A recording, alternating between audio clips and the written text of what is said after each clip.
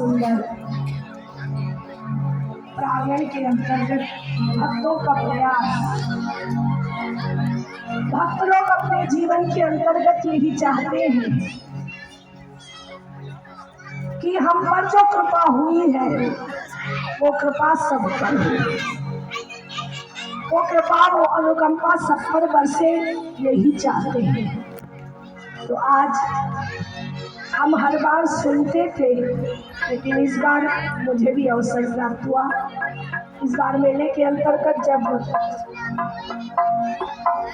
भाऊ के दरबार में पहुंचे थे तो मुझे ज्योति जी ने कहा कि गुरुजी इस बार तो आपको भी अपनी हाजिरी लगानी पड़ेगी, कैसे भी होकर लगानी पड़ेगी।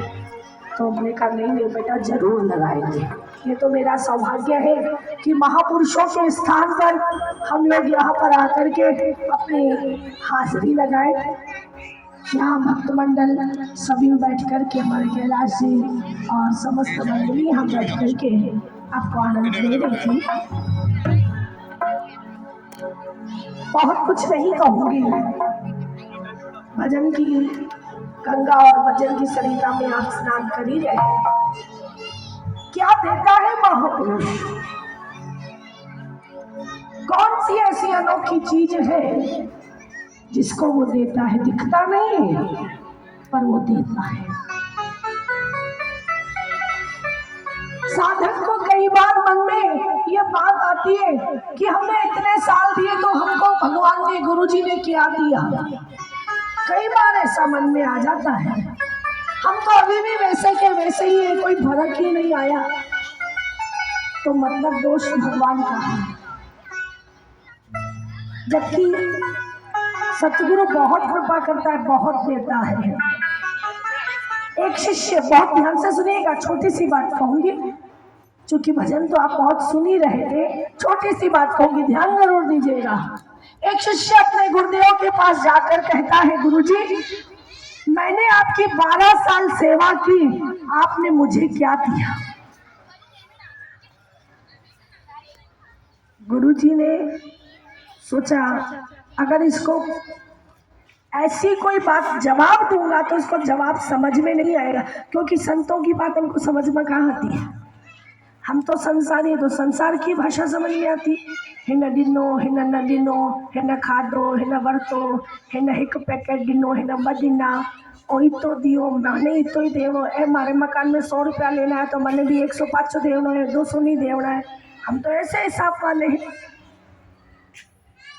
तो गुरुजी ने कहा अब अगर इसको ऐसे बताऊंगा तो समझ में तो आएगी नहीं। गुरुजी ने कहा बात तो बेटा सही है, पर एक काम करो, तुम्हारे प्रश्न का उत्तर अभी मैं नहीं दे रहा हूँ, तुम्हारे प्रश्न का उत्तर बाद में दूंगा। तुम मेरा एक छोटा सा आज काम करके आ जाओ। क्या? जो तुम्हारा प्रश्न है उसका उत्तर तुमको एक फलानी जगह पर चले जाओ, बोले हाउसिंग बोर्ड में रामचंद्र भाऊ का पार्क बना हुआ है, वहां पे एक महात्मा बैठे होंगे, वो तुमको जवाब दे दे। वो पहुंचा और जैसे ही पहुंचा, पार्क भी था, पेड़ भी था, पर वहां कोई था नहीं। वहां कोई नहीं था। वहां पेड़ के ऊपर एक छोटा सा कीड़ा चल रहा था, और वो कीड़ा जैसे ही उस भगत को देखता है, उसके दर्शन मात्र से वो कीड़े की योनि से मुक्त हो जाता है, कीड़े की योनि से मुक्त हो जाता है, और वो पेड़ पर कौआ बन करके बैठ जाता है। गुरुजी के पास गया, फिर उसने कहा गुरुजी मैं गया तो था आपकी बात को मान करके, पर उसने वहां तो मुझे किसी ने जवाब ही नहीं दिया। गुरुजी ने कहा कोई बात नहीं, दूसरी बार चले जाओ। लेकिन गुरुजी अभी तो जवाब मिलेगा। बोले हाँ बिल्कुल मिलेगा। दूसरी बार गया तो वो देखने में तो कोई नहीं है, पार्क भी है, पेड़ भी लगा है, पर अब उस कौए ने दूसरी बार उस भगत का दर्शन किया, तो दर्शन करके कौए की योनि से भी मुक्त हो गया और बगुला बन गया। फिर भी उसको जवाब नहीं मिला है, अभी वो नहीं समझ रहा है, मुझे जवाब नहीं मिला है। वो बार बार फिर गुरुजी के पास गया, गुस्सा किया गुरुजी के पास, नथो चयो जवाब तो मुखे न दो, पर मखे छजे ला चक्कर पे लगाए। हमको नहीं पता पड़ता है हम अपने महापुरुषों के सामने कैसे बोलते हैं और कैसे बोलना चाहिए। मर्यादाओं का पालन हम नहीं कर पाते हैं। फिर भी गुरु मेहरबान होता है, दयावान होता है। वो सोचता है जैसे राम जी के आगे बंदर उछलते रहते थे ना, ऐसे ही हम लोग अपने गुरुओं के आगे उछलते रहते हैं, कूदते रहते हैं। वो सोचते चलो उछलने दो, बंदर का स्वभाव है उछल। तीसरी बार कहा गुरुजी अब आप मुझे जवाब दोगे कि नहीं? गुरुजी ने कहा बेटा पक्का जवाब दूंगा, तुम आज मेरे कहने पर एक बार और जाओ। तब फिर गया। अब गुरुजी कह रहे नकार भी नहीं सकता हो। फिर वो गया और जाकर के फिर देखा तो पेड़ के ऊपर अब न कीड़ा है, न कौवा है, न बगुला है, एक हंस बैठा है। वृक्ष के ऊपर एक हंस बैठा हुआ है और उस हंस को देखा। पर अब वो हंस जवाब क्या दे? वो हंस जवाब अपने आप में दे रहा है, पर हमको भाषा समझ में भी तो आए, सबकी भाषा हम थोड़ी समझते हैं। तो बोले ठीक है। फिर वो नाराज हुआ, बहुत तमतमाया, बहुत गुस्सा आया। फिर गुरु जी के पास पहुंचा। गुरु लोग ऐसे ही होते हैं, हमारी बात समझते ही नहीं है, हम चक्कर लगा रहे हैं, अरे जवाब नहीं देना है कभी। सबसे आसान है अपने गुरुओं को बोलना, संतों को बोलना। सबसे मुश्किल है अपनी औलाद को बोलना।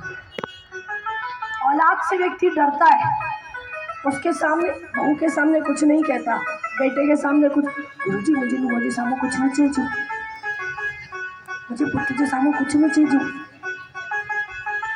और संतों के सामने फट फट फट फट करता है, जो नहीं बोलना चाहिए वो भी बोलता है, क्योंकि संत तो हमारे हैं नहीं, फ्री फंड के हैं, कुछ भी बोल दो, निंदा भी कर लो, स्तुति भी कर लो। मन करता है उस समय निंदा कर लेते, मन करता है उस समय स्तुति। नहीं,